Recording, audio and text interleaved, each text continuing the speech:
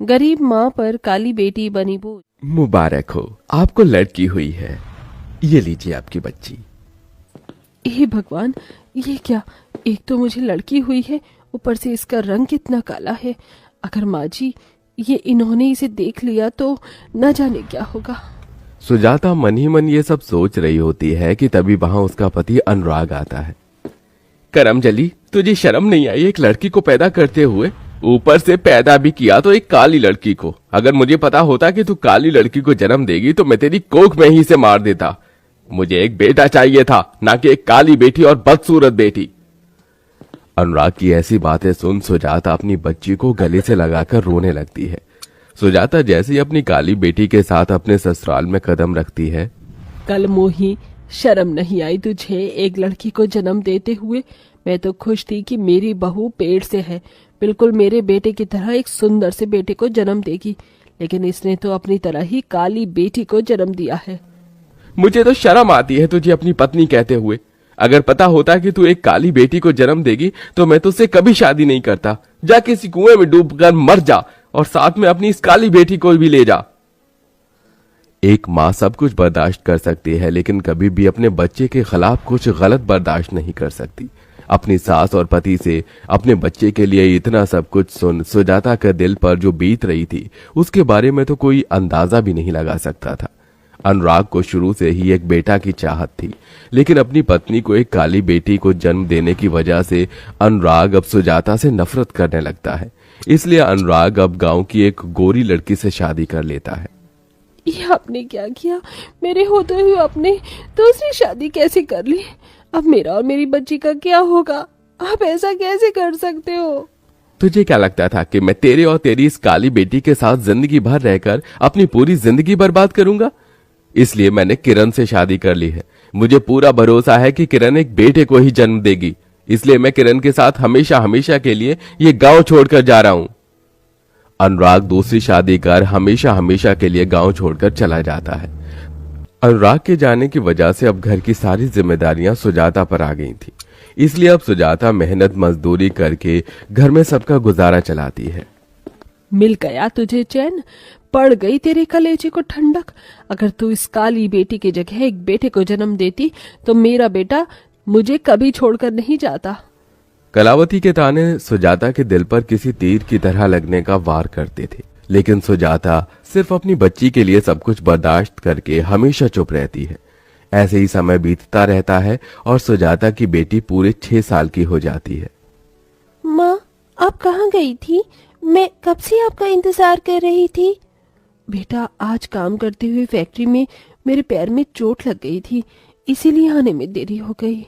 तू भले ही दुनिया की नजरों में सरस्वती बनने का ढोंग कर ले, लेकिन तेरी सारी सच्चाई मैं जानती हूँ।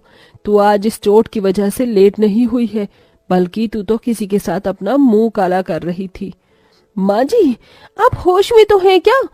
क्या क्या बोले जा रही हैं?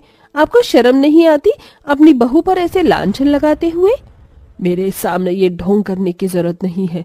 तेरे इस चरित्रहीन हरकतों की वजह से ही मेरा बेटा तुझे छोड़कर हमेशा हमेशा के लिए शहर चला गया। मैं जानती हूँ रोज रोज तुझे घर आने में देरी क्यों हो जाती है। हर रोज किसी आदमी के साथ गुलछर्रे उड़ाकर अपना मुंह जो काला करती है। हे भगवान, ऐसे शब्द सुनने से पहले तूने मुझे अपने पास क्यों नहीं बुला लिया? ये काली बेटी तो मेरी जिंदगी में बोझ बन गई है। जब से ये पैदा हुई है तब से मुझे क्या क्या नहीं सहना पड़ रहा। सुजाता का जिंदगी का हर एक दिन उसके लिए किसी मौत से बढ़कर था, लेकिन अपनी बेटी की शक्ल देख देख कर सुजाता हार नहीं मानती और दिन रात मेहनत करके अपनी बेटी को पढ़ाती है। ऐसे ही समय गुजरता है और अब काजल बड़ी हो जाती है। माँ देखो, मैंने पूरे कॉलेज में टॉप किया है। मैं जानती ही थी कि मेरी काजल ही पूरे कॉलेज में टॉप करेगी। अब आप देखना कि मुझे किसी बड़ी कंपनी में नौकरी मिलेगी और फिर आप, मैं और दादी इस छोटे से घर को छोड़कर एक बड़े से घर में रहेंगे। बस बस, ये झूठे सपने दिखाने की कोई जरूरत नहीं है। तो जैसी काली बदसूरत को कोई अपनी कंपनी में नौकरी तो देना दूर, कंपनी के आसपास भी भटकने भी नहीं देगा। सुजाता, मेरी मान तो अपनी इस काली बदसूरत बेटी की शादी कर दे। मुझे तो इसकी शादी होना भी नामुमकिन सा लगता है। इसकी इस काली भयानक शक्ल को देखकर तो कोई भी इसे अपनी बहू नहीं बनाना चाहेगा। अपनी दादी की बात सुन काजल बहुत दुखी होती है, लेकिन काजल जानती थी कि उसकी माँ ने उसके लिए कितनी मेहनत की है। इसलिए काजल हार नहीं मानती है और एक बड़ी सी कंपनी में इंटरव्यू देने के लिए जाती है। काजल पढ़ने लिखने में बहुत अच्छी थी, इसलिए उसे कंपनी में जॉब मिल जाती है। माँ देखो, मुझे पहली सैलरी मिली है। इस पूरी सैलरी की हकदार आप हो। आपने मुझे इतना काबिल जो बनाया है। काजल, ये सब सिर्फ तेरी लगन और मेहनत की वजह से हो पाया है। अब तेरी शादी का समय आ गया है। तुझे पता है, आज विमला अपनी बेटी का रिश्ता तय हो जाने की खुशी में मिठाई देकर गई थी। मैं भी चाहती हूँ कि मैं भी अपनी बेटी का रिश्ता तय होने की खुशी में गांव के लोगों को मिठाई, लड्डू। मैंने पंडित जी से बात भी कर ली है। परसों तुझे लड़की वाले देखने आ रहे हैं। माँ, मुझे बहुत डर लग रहा है। क्या वो लोग मुझे पसंद करेंगे? मेरी बेटी बहुत काबिल है। मुझे यकीन है कि वो तुझे जरूर पसंद करेंगे। अपनी माँ की बात सुन काजल को सुकून मिलता है। ऐसे ही 2 दिन गुजर जाते हैं और आज लड़के वाले काजल को देखने के लिए आते हैं। देखिए, मेरे बेटे के लिए एक से एक लड़कियों के रिश्ते आते हैं, लेकिन पंडित जी के कहने पर हम आपकी बेटी को देखने आए हैं। आपकी बेटी के काले होते हुए भी हम उसे अपने घर की बहू बनाने के लिए तैयार हैं, लेकिन दहेज में हमें 20 लाख रुपए चाहिए। भाई साहब, हम लोग दहेज में 20 लाख रुपए दे सके, इतनी तो हमारी हैसियत नहीं। तो बहन जी, ये रिश्ता भी नहीं हो सकता। मैंने तो पहले ही कह दिया था कि इसका रिश्ता हो पाना बहुत मुश्किल है। इसकी काली शक्ल देखकर कौन इसे अपने घर की बहू बनाना चाहेगा।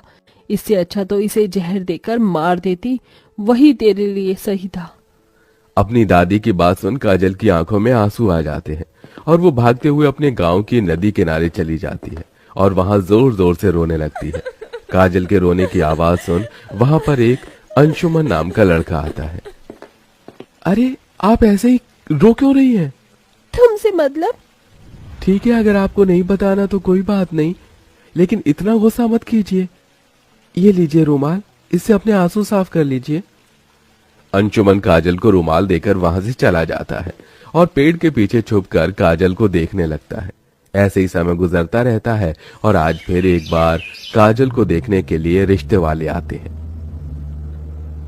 अगर हमें पता होता कि आपकी बेटी ने इतनी काली है और बदसूरत है तो हम कभी भी यहाँ नहीं आते। हे भगवान, अब मैं क्या करूं?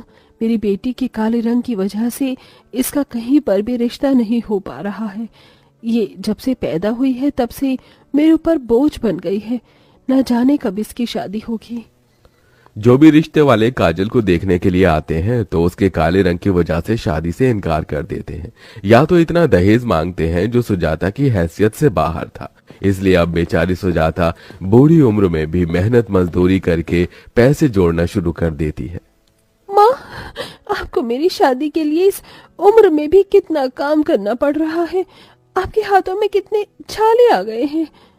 अपनी माँ को इतनी मेहनत करता देख काजल से रहा नहीं जाता, इसलिए अब काजल भी ऑफिस के साथ साथ गांव में अपनी माँ से छुपकर बच्चों को ट्यूशन पढ़ाना शुरू कर देती है और अब काजल भी अपनी माँ की तरह धीरे धीरे पैसे जोड़ती है। अरे यार, 9 बज गए हैं और ये अभी तक आई नहीं। अंशुमन ने जब से काजल को देखा था तब से अंशुमन काजल को पसंद करने लगा था।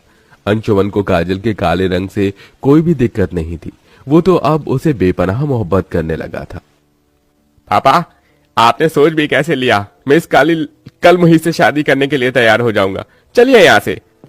आज फिर एक बार और काजल के काले रंग की वजह से उसका रिश्ता नहीं हो पाता। काजल अब इन सब चीजों को और बर्दाश्त नहीं कर पाती, इसलिए गांव की नदी किनारे जाकर काजल नदी में खुद की आत्महत्या करने ही वाली होती है कि तभी वहां अंशुमन आता है और काजल को ये सब करने से रोकता है। तुम पागल तो नहीं हो गई हो? हाँ, अगर मेरी जगह कोई होता तो वो तो कब का आत्महत्या कर चुका होता।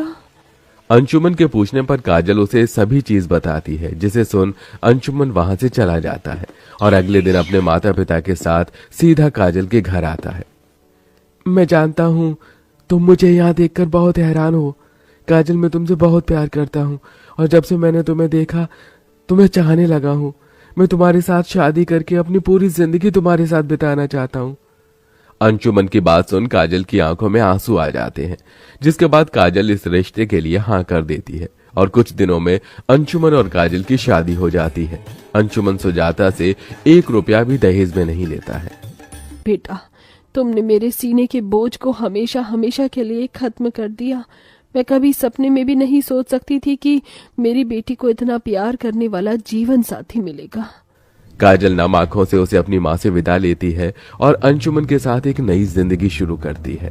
शादी के बाद भी काजल जॉब करना नहीं छोड़ती और दिन रात मेहनत करते इतने पैसे जोड़ती है कि वो अब अपनी माँ और दादी को तोहफे में एक बड़ा सा घर देती है।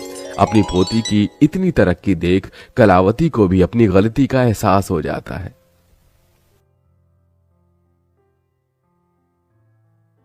दोस्तों, आप लोग मेरे चैनल पर पहली बार आए हैं तो चैनल को सब्सक्राइब कर लें ताकि अगला वीडियोस आप